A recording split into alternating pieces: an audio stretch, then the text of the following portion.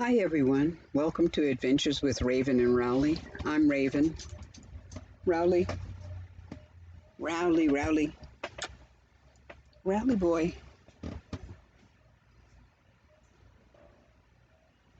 Anyway, this week I'll be reviewing the inflatable car mattress and the Ozark Trail 7-person teepee tent.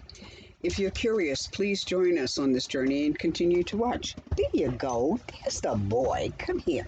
Come here to the boy. See? And this is Rowley. This is my boy Rowley.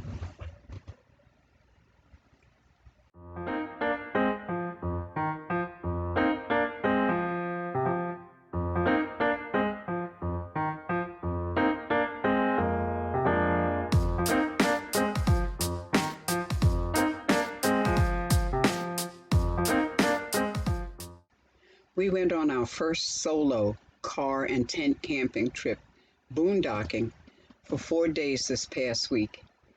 Video will be coming soon. Okay. During that time, we used the inflatable mattress for the car. I've linked below the mattress that I used. It's an affiliate link. But there are bunches of them on Amazon and probably Walmart too. And no particular ultimate seller company that's the best. I guess you got to take your chances. I think it's all a hit and miss kind of a thing.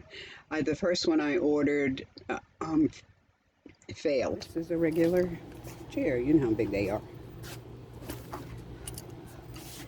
So that should give you an idea of the size of the package. Has no name on it, no company name, no nothing. Amazon purchase. $30.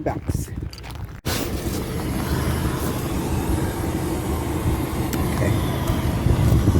This is the mattress. This is the mattress inflated with the front passenger seat pushed full forward and a little as far forward as it will go.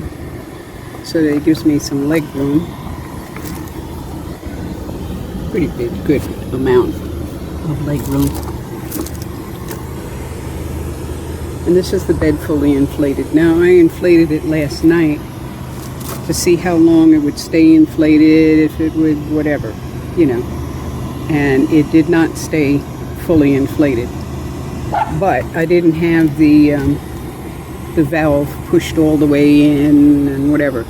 So I put it out here again today to see how this is going to work. Okay. I think with this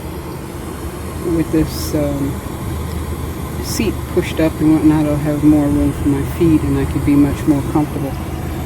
But I realized too that this is a twin size and this completely fills the back of my car. I have a Chevy Sonic 2017. See, it's from wall to wall, all the way over. Okay.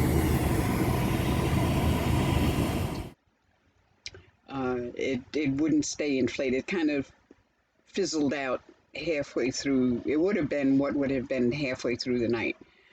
I would have been laying flat on the car seat with no inflation except, you know, around the edges. The first one failed. I returned it.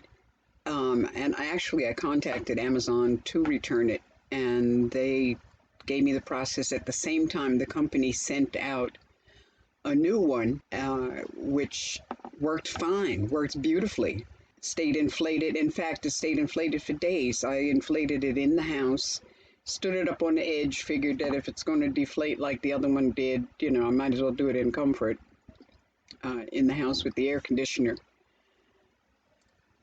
It stood on its end for a couple of days, and I finally put it in the car with the outside temperature upwards of 113, and it stayed inflated. So I said, well, I guess that's it. It's okay. And actually, during that trip, it stayed inflated. It worked well. I had no problems with it. Now, my car was, because I don't have that car anymore, was a Chevy Sonic. Very small car. The mattress fit in there really tightly in the back seat, and it fit fit perfectly in that back seat. But I didn't sleep very well because I'm 5'5" and my legs were too long, or maybe it's my body that's too long, but it was not comfortable. I didn't know where to put my feet. I would wake up 3, 4, 5, 7 times a night and try and turn over, try and put my knees someplace, that kind of thing. It was the car's fault, not the mattress's fault. The mattress stayed inflated and comfortable the whole time. It was just I didn't know what to do with my knees, my legs. Okay, sit, Rowley. There you go, you're a good boy. Yes, you are. Yeah. That's my Rowley. What do you think of that bed? That looks okay. Okay.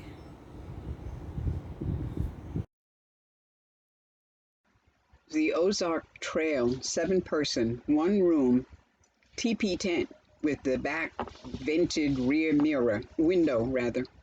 Not all of them have a rear window vented. It was pretty nice once I was in it. Once it was up, once I was using it, but it was a problem. First of all, I needed to waterproof the tent. Now, I had seen, I overconsume videos when I'm researching something. Everyone I saw said, yes, you need to waterproof this tent. But I'm looking at the tent and it has seam sealer and all that kind of stuff. And the problem is, I said, well, okay, I probably need to erect and waterproof this tent before I go out on a trip. Except where I live, they don't allow you to put up tents. Not even canopy tents, in front of your rig or anything. I knew that, but I figured I'd ask anyway because I would only be waterproofing it, but they said nope. So that was that. So I figured I didn't erect it. I'd waterproof it laying it flat, so I laid it out on the concrete.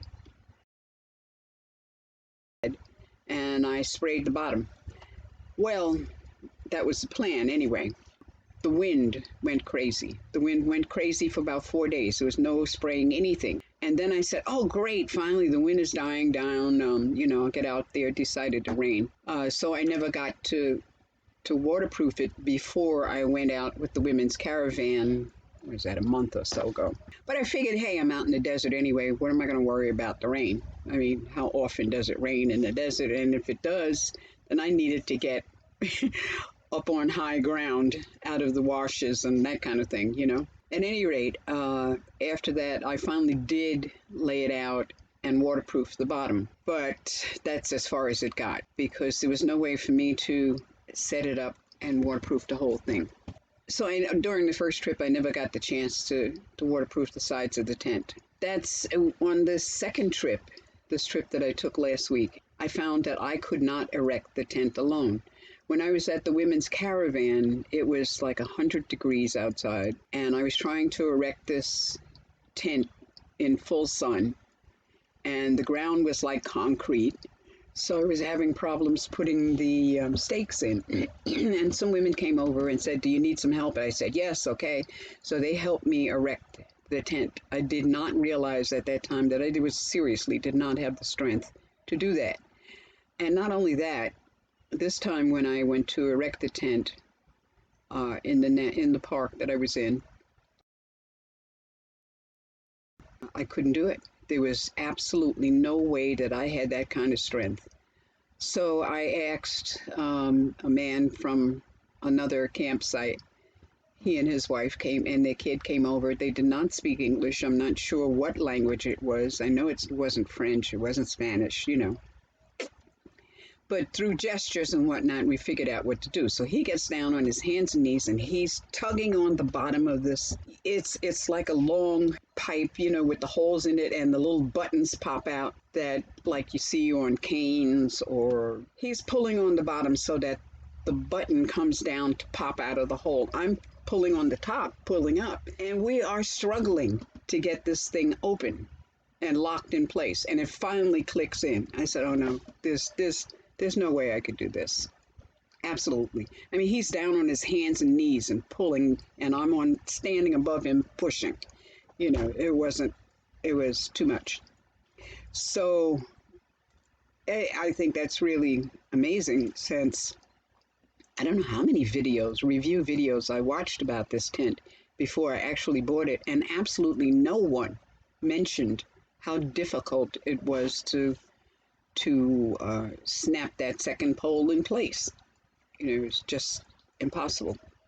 So, unless you're really strong or you got two people to do it, I wouldn't get this particular tent. I found this problem out, when I had driven about 5 hours, and I had stopped at a place to be disclosed in a different next video, in a future video, near a beautiful lake, and tried to set up this tent. I was the only person there in this humongous, gorgeous saltwater lake. Anyway, I was trying to erect this tent, and the wind caught it coming off the lake and almost blew it away. There is... Okay, so this is a tent. I put it up as much as I could. I could not extend that second leg all the way. I'm going to have to figure out something to do with that when I get home. I did not extend the tie downs further than just the ones I banged in for the tent, because we only stay in here one night. Okay, this is the tent. There is nothing in the world like being inside of a tent that is trying to blow itself away, and you can't find the door because the material is flapping all around you, enclosing you. Scary, truly scary. Wow. I was close to panic by the time I got out of the tent, and then I realized that the tent is trying to fly away. Fortunately, it was staked down, mostly staked down at that point. So I rolled it back up, stuck it back in the car, and we went to sleep. Rowley and I went to sleep on that mattress, that inflatable mattress in the back of the car. Now, it wasn't the best sleep, but I knew that I had another 5 hours to drive. So I finally just got up like 5 o'clock in the morning, and we went down to the waterfront for a while, relaxed, did all the morning stuff, got back in the car and drove another 5 hours. And that's when I got to the campsite and realized that I needed help, and I got a neighbor to assist me in erecting this tent. So my advice, along with everybody else's advice, is set up your tent alone before going out. Do it somehow or other, do it. Because you will find out in a quick hurry what problems there are. So at any rate, when I got the tent erected and got some rest and that kind of thing, took pictures, I realized that there was a tear along the seam. And